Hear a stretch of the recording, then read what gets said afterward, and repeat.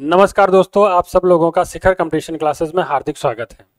पिछले क्लास में हमने हिंदी के जो बेसिक्स रहते हैं उन पे बात करी थी। अब इस क्लास में हम लोग हिंदी वर्णमाला में स्वर वर्णमाला, व्यंजन वर्णमाला, किस तरीके से वर्णमाला को व्यवस्थित किया गया है, क्या उनका क्रम रहता है, कौन से क्वेश्चन आपके एग्जाम्स में आते हैं, उस पर थोड़ा सा बात करेंगे। आइए स्टार्ट करते हैं क्लास। तो दोस्तों देखते हैं कि जैसे आपसे नंबर 1 में तो यही पूछता है कि जो स्वर हैं उनके स्वरों की संख्या कितनी है, स्वरों के प्रकार कैसे होते हैं, उच्चारण के आधार पे स्वर कौन सा है, जैसे कौन सा मूर्धन्य है, कौन सा कंठ, तालव्य, ये सब पूछा जाता है।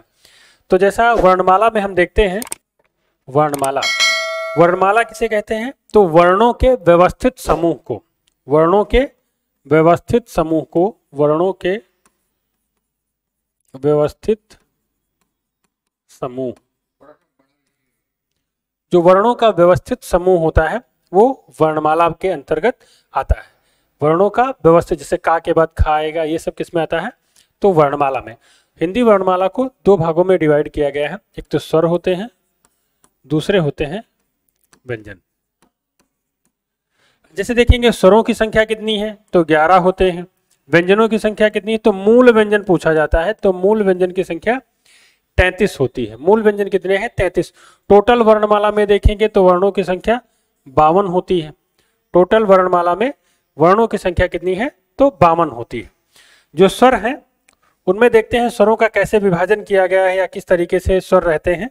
स्वर देखिएगा भैया, स्वर, स्वरों की संख्या 11 हमने बताई है। एक बार स्वर लिख लेते हैं यहाँ पर, देखिएगा, जैसे छोटा, बड़ा, छोटी, बड़ी, छोटाऊ, बड़ाऊ और री, ए, ऐ, ओ, औ, अंग, आह। हिंदी वर्णमाला में जो स्वरों में अक्षरों की संख्या 13 होती है और स्वरों की संख्या 11 होती है। तो ये जो स्वर हैं इनको 3-4 तरीके से विभाजित किया गया है। पहला देखेंगे कि मूल रूप से जो स्वरों का विभाजन किया गया है, मूल रूप से जो स्वरों का विभाजन किया गया है वो 3 प्रकार से किया जाता है।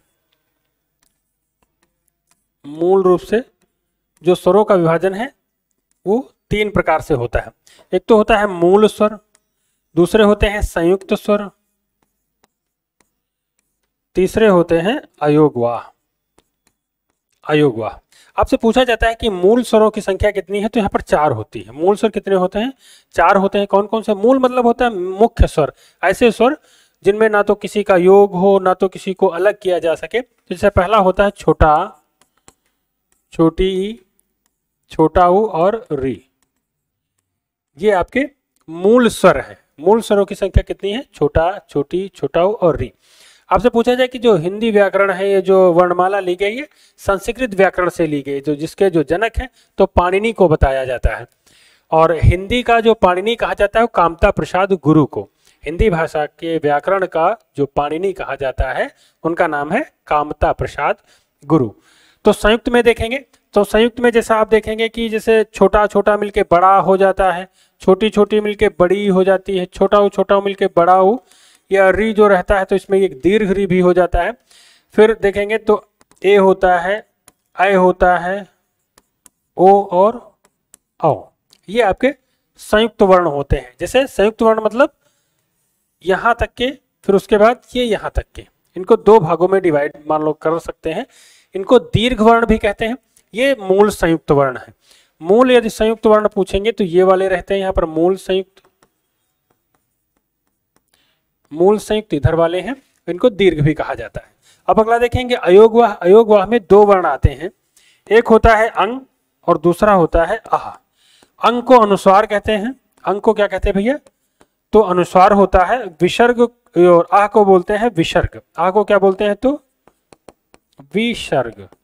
अयोगवाह का मतलब यह होता है कि यह ऐसे स्वर वर्ण है जो ना तो किसी के साथ में बोले जाते हैं, ठीक है, इसीलिए इनको क्या कहते हैं, अयोगवाह। आ मतलब बिना, योग मतलब साथ में, वाह मतलब वहन करना, जो किसी का योग वहन ना करें या किसी भी वर्ण के साथ में, वर्ण मतलब स्वर वर्णों के साथ में प्रयोग ना किए जाए।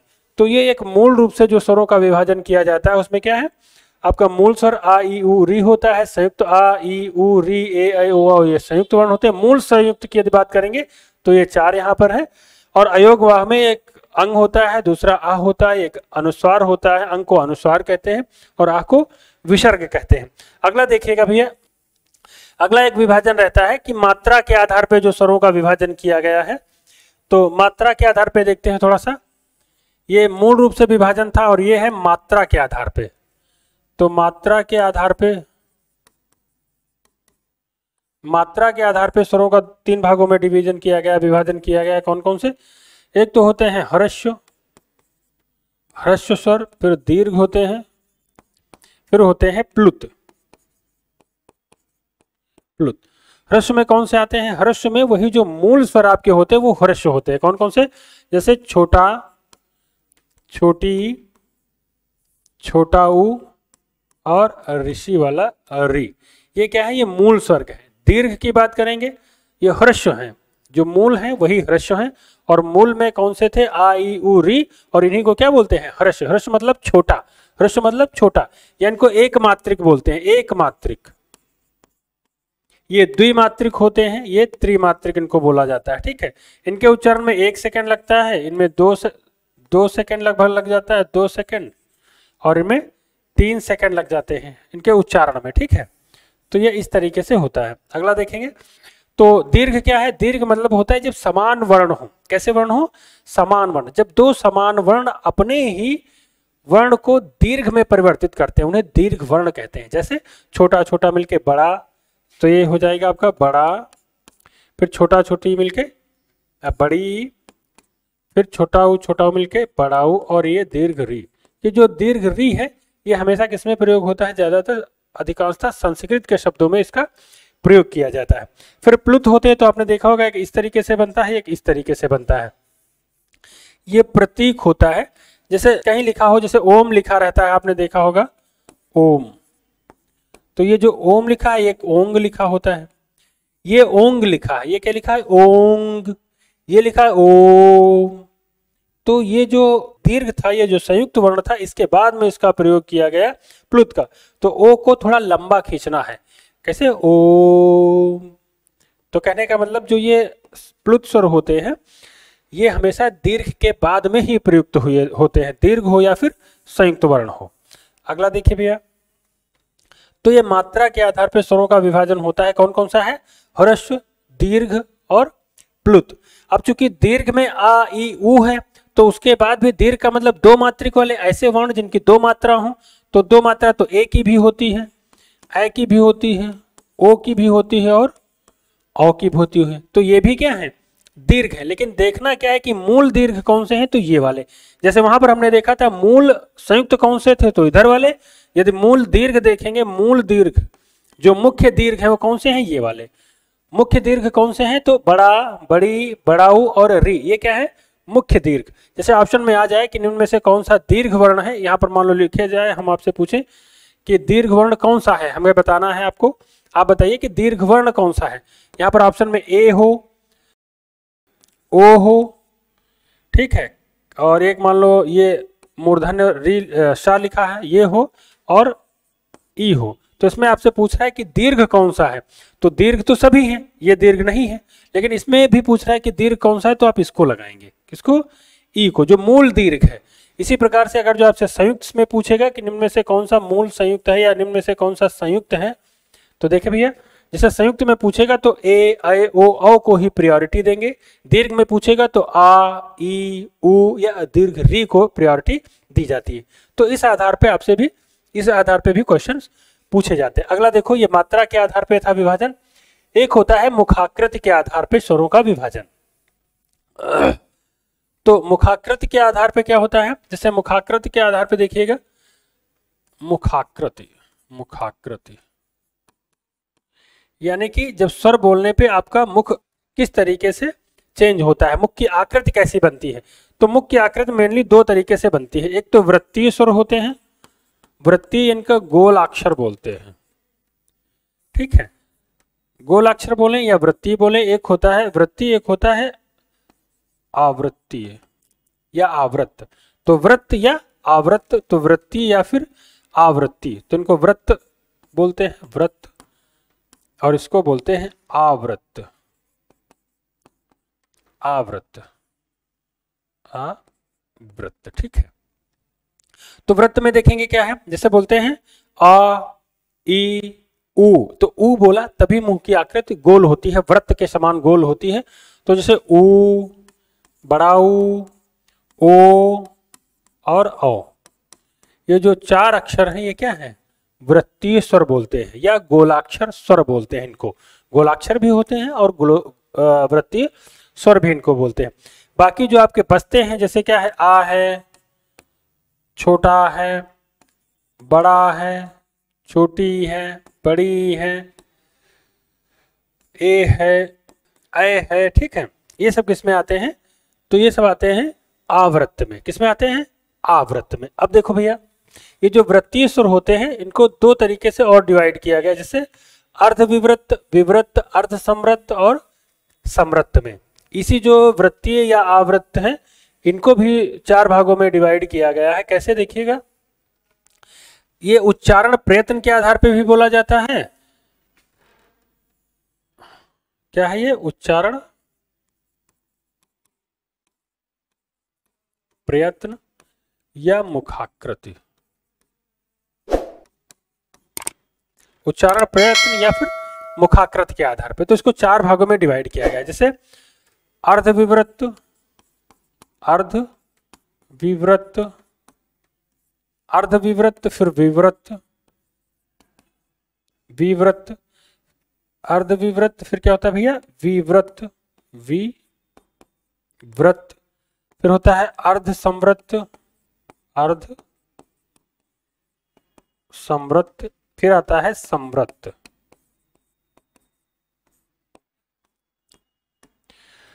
उच्चारण प्रयत्न के आधार पे या फिर मुखाकृति के आधार पे जो स्वरों का विभाजन किया गया है ये चार तरीके से किया गया। पहले आपने देखा था मुखाकृति के आधार पर मुख्यतः दो भाग थे, वृत्तीय और आवृत्तीय, वृत्तमुखी या अवृत्तमुखी थे। फिर उसके बाद उसको भी चार भागों में डिवाइड किया गया, अर्धवृत्त कौन सा है, विवृत्त कौन सा है, अर्ध समृत्त कौन सा है और समृत्त कौन सा है। तो एक यहाँ पर थोड़ा सा नंबरिंग कर लेते हैं जिससे आपको आसानी रहेगी।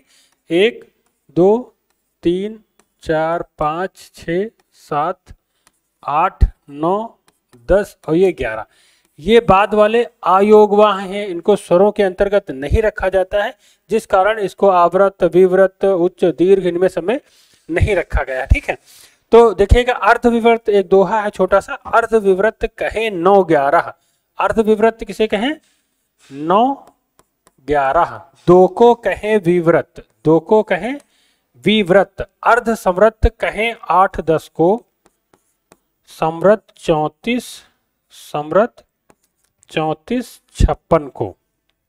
ठीक है, अर्ध विवृत्त कहें 9 11, दो को कहें विवृत्त, अर्ध समृत्त कहें 8 10 को, समृत्त 34 56 को। क्लियर है भैया। तो इस तरीके से यहाँ पर देखो नंबरिंग में लगे हुए हैं, उनको हम आसानी से यहाँ पर रखेंगे। देखो जैसे अर्ध विवृत्त कहें 9 11, तो ए और आए क्या लिखेंगे भैया, 9 में आए और आओ, ये क्या है, अर्ध विवृत्त। दो को कहें विवृत्त, दो मतलब बड़ा आ, दो देखेंगे यहां पर भैया तो बड़ा, दो को कहें विवृत्त, अर्ध समृत्त कहें 8 10 को, अर्ध समृत्त कहें 8 10 को, तो 8 पे कौन सा है ए, 10 पे क्या है तो ओ, अर्ध समृत्त कहें 8 10 को, समृत्त 34 56 को। 34 56 पूरी लाइन यहाँ पर लगी हुई है 3 4 5 6। ठीक है, तो क्या है, ई है, फिर दीर्घ ई है, फिर ह्रस्व ऊ है और फिर दीर्घ ऊ है। ये आपके वृत्तीय स्वर जो है अर्ध विवृत्त, विवृत्त, अर्ध समृत्त और समृत्त के आधार पर इनका विभाजन किया गया है। अर्ध विवृत्त कहे 9 11, बस आप इसको ध्यान रखेंगे तो भी आसानी से वहां पर कर पाएंगे। दो को कहें विवृत्त, अर्ध समृत्त कहें 8 10 को, समृत्त 34 56 को। ठीक है, अगला देखते हैं भैया। तो ये उच्चारण प्रयत्न के आधार पे था। एक आता है जिह्वा के प्रयोग के आधार पे या उच्चारण प्रकृति के आधार पे स्वरों का विभाजन। कैसे भैया, तो जिह्वा के प्रयोग के आधार पे या जीभ के प्रयोग के आधार पे ऐसे बोल सकते हैं। देखिए उच्चारण प्रकृति, उच्चारण प्रकृति, प्रकृति का मतलब होता है बनावट, किस स्वर की किस तरीके से प्रकृति है, या फिर उसको बोलते हैं जिह्वा के आधार पे, जिह्वा के आधार पे। जैसे जीभ देखिए इस तरीके से होती है जीभ, तो ये अग्र भाग होता है, ये पश्च भाग होता है, ये मध्य भाग है। तो कुछ अग्र स्वर होंगे, कुछ मध्य होंगे, तो इसको 3 भागों में डिवाइड किया गया है। ये मध्य होगा और ये आपका है पश्च, तो इसको बोलते हैं अग्र स्वर, मध्य और पश्च। तो अग्र मतलब ऐसे स्वर जिनके उच्चारण में जीभ के अग्रभाग पर बल पड़े या अग्रभाग पे थोड़ा सा तनाव हो, जिसे बोलते हैं, जैसे अग्र विवृत, अग्र जो रहते हैं, अग्र होते हैं 34 नवासी। अग्र कितने हैं? तो 34 नवासी। कोडिंग के द्वारा आसानी रहती है आपको जानने में। जैसे 3-4 देखिएगा, 3-4 में क्या है? ई ई ई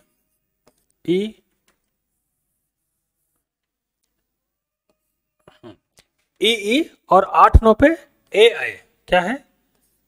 ए आए, ई ई ए आए, ये क्या है? 34 नवासी। इसको क्या बोलते हैं?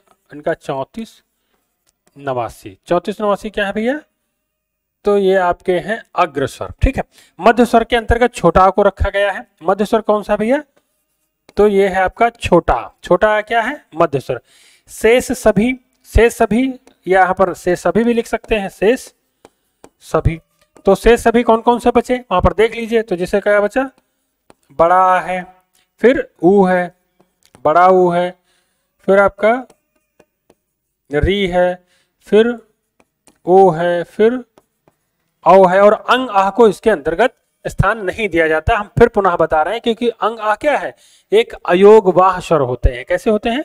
अयोगवाह। उनको स्वरों के अंतर्गत भी नहीं गिना जाता है। स्वरों की संख्या इसीलिए 11 रहती। तो ये आपका उच्चारण प्रकृति के आधार पे या जिह्वा के प्रयोग के आधार पे स्वरों का विभाजन किया गया है। अग्र स्वर, मध्य स्वर और पश्च स्वर। पश्च स्वर में शेष सभी, शेष सभी का मतलब कौन से? आ, उ, री और ओ और औ आता है। बाकी यहाँ पर अग्र स्वर में 34 नवासी। मध्य स्वर इंपॉर्टेंट है, इसको ध्यान रखना है। मध्य स्वर कौन सा भैया? तो आ है, छोटा आ। फिर उसके बाद देखेंगे उच्चारण के आधार पर स्वरों को 6 भागों में डिवाइड किया गया है। उच्चारण के आधार पर स्वरों को, उच्चारण, उच्चारण का मतलब होता है बोलने के आधार पे, कि जैसे स्वरों को हम कैसे बोलते हैं। तो हिंदी वर्णमाला की एक खास बात है, अब तक की संपूर्ण विश्व की व्याकरण चाहे जिस भाषा की हो, लेकिन संस्कृत की जो व्याकरण है उसके इतनी सुव्यवस्थित व्याकरण अभी तक किसी विषय की नहीं मिल पाई है। क्योंकि इसमें क्या है कि जितने भी स्वर हैं उनका सबका एक मतलब है। जैसे छोटा के बाद बड़ा क्यों आया, छोटी के बाद बड़ी क्यों है, ये सब सार्थक लगे हुए हैं, सार्थक क्रम में लगे हुए हैं। जैसे उच्चारण के आधार पर आप देखेंगे, तो जैसे आप देखेंगे कि पहले जो वर्ण है, जैसे अंदर से बाहर की तरफ आएंगे तो पहले कंठ में आएंगे, फिर तालव्य पे आएंगे, फिर होष्ठ पे आएंगे। तो इस तरीके से जो क्रम है, जैसे अंदर से बाहर की तरफ जब स्वर आते हैं तो इसी आधार पर इनका विभाजन किया गया। देखिए, पहला होता है कंठ स्वर, कंठ। दूसरा होता है तालव्य, ओष्ठ, मूर्धन्य, कंठ तालव्य, कंठ तालव्य, या फिर एक होता है कंठ ओष्ठ। तो कंठ यानी कि छोटा बड़ा क्या है? कंठ। जैसे बोलते आ, तो आ क्या है भैया? कंठ है। फिर क्या है? ई क्या है? तालव्य है। ई क्या है भैया? तो तालव्य है। ये बोलने पे लगेगा आपको। जैसे ई तो जीभ पे देखो तनाव पड़ रहा है, बल पड़ रहा है, तो ई हो गया। कंठ में आ, तो ये क्या है? यहाँ पर है, मतलब ये आपके कंठ हो गए। उसके बाद आता है ओष्ठ। ये ओष्ठ लिखा हुआ है भैया, ये ओष्ठ है। ओष्ठ कौन से है? तो देखो वर्ण बोलो और आपके होठों पे थोड़ा सा बल पड़े, जैसे ऊ, तो ऊ और ऊ, ये क्या है? ओष्ठ है। मूर्धन्य री, जीभ का अगला भाग ऊपर के दांत से दांत जमते मसूड़े में जब टच होता है उसको बोलते हैं मूर्धा। तो जीभ का अगला भाग जब मूर्धा को टच करेगा तो उसको मूर्धन्य स्वर बोलते हैं। क्या बोलते हैं भैया? मूर्धन्य स्वर। ये आपका री क्या रहता है? मूर्धन्य स्वर। फिर कंठ तालव्य, तो आप देखेंगे कंठ तालव्य, चूंकि एक कंठ का होगा और एक तालव्य का होगा, तो कंठ का छोटा और तालव्य का ई मिलके बनता है ए। ठीक है, तो इनको बोलते हैं कंठ तालव्य। जैसे कंठ तालव्य में क्या आता है? ए और ए। फिर कंठोष्ठ, तो यहाँ पर देखेंगे तो कंठ का एक छोटा होता है, कंठ का छोटा और ओष्ठ का छोटा ऊ, तो मिलके बनता है ओ। फिर इसी आ ओ से औ बन जाता है, तो ये हो जाएगा ओ और औ। ये आपके उच्चारण के आधार पे 6 तरीके से इनको विभाजन किया गया है। कंठ, तालव्य, ओष्ठ, मूर्धन्य, कंठ तालव्य और कंठोष्ठ। फिर यहाँ पर थोड़ा सा एक दो चीजें और देख लेते हैं। जैसा आपसे पूछा जाए कि आगत स्वर पूछा जाता है कि निम्न में से कौन सा आगत स्वर है, तो आगत स्वर आपका जो रहता है, और हाँ पहले अंग और आह का उच्चारण स्थान देख लेते हैं। तो जैसे जो अंग होता है, अंग और एक होता है आह, तो आह जैसे का वैसे आह, आह आ आह, तो आ क्या है, ये भैया है कंठ। इसका उच्चारण कहां से होता है, कंठ से। और अंग जो है तो ये है नासिक। अंग क्या है, नासिक, नासिक, नासिक बोलते हैं या नासिका वर्ण बोलते हैं इसको, नासिका स्वर। नासिक बोले, नासिक के बोले या नासिका बोले, ठीक है। एक होता है ये आपका इस तरीके से लिख दें, जैसे ये चंद्र बिंदु लगा देंगे तो ये अनुनासिक है। ये क्या है भैया, अनुनासिक, अनुनासिक। ये अंग क्या है, अनुनासिक। ये क्या है, नासिक या नासिका या नासिक व्यंजन, ठीक है। और ये क्या है, अनुनासिक है, ठीक है। ये ध्यान रखना भैया, ये नासिक बोले या नासिक के बोले बात एक ही होती है। जैसे ये नासिक, नासिक बोले या नासिक के बोले तो अंग रहता है, आह कंठ उच्चारण रहता है। ये जो चंद्र बिंदु वाला होता है इसको क्या बोलते हैं, आपका बोलते हैं अनुनासिक। क्या बोलते हैं, अनुनासिक। एक होता है आगत स्वर, आगत स्वर।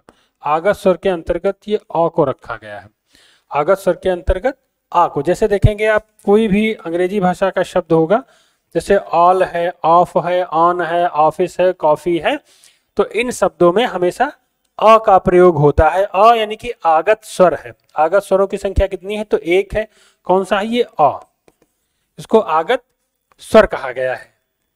तो इस हिसाब से सारे स्वरों का विभाजन किया गया है, मात्रा के आधार पे, उच्चारण के आधार पे, मुखाकृति के आधार पे, उच्चारण प्रयत्न या फिर जिह्वा के प्रयोग के आधार पे। तो ये मोटा मोटा ये आपका स्वरों में कई बार पूछा गया है, उनमें से कौन सा ह्रस्व है, दीर्घ है, प्लुत है, मूर्धन्य है या कैसे क्या है। तो हमने आपको ये स्वरों से रिलेटेड जितने भी टॉपिक है, जितने भी क्वेश्चन बनते हैं, वो हमने बताने का प्रयास किया है। और ये जो आपका ये अंग होता है इसको विकसित स्वर भी बोलते हैं। ये वाला जो है ये विकसित स्वर है, विकसित स्वर भी इसको बोलते हैं, विकसित स्वर। अनुनासिक को एक विकसित स्वर के नाम से भी जाना जाता है। तो भैया ये पूरा हमने आपको स्वर बताए हैं। और अब अगले क्लास में जो व्यंजन होंगे, व्यंजन कैसे हैं, किस हिसाब से व्यंजन बनते हैं, व्यंजन के बोलने का तरीका क्या होता है और सुव्यवस्थित क्रम उनका क्या है, तो ये व्यंजन की क्लास में करेंगे। उम्मीद है यहाँ पर जो स्वरों से बनने वाले क्वेश्चन है आप प्रैक्टिस सेट से सॉल्व कीजिएगा, इन्हीं से सॉल्व हो जाएंगे। यदि कोई दिक्कत होती है तो कमेंट बॉक्स में अवश्य बताइएगा। शिखर कंपटीशन क्लासेस चैनल को लाइक करें, शेयर करें और सब्सक्राइब अवश्य करें। धन्यवाद।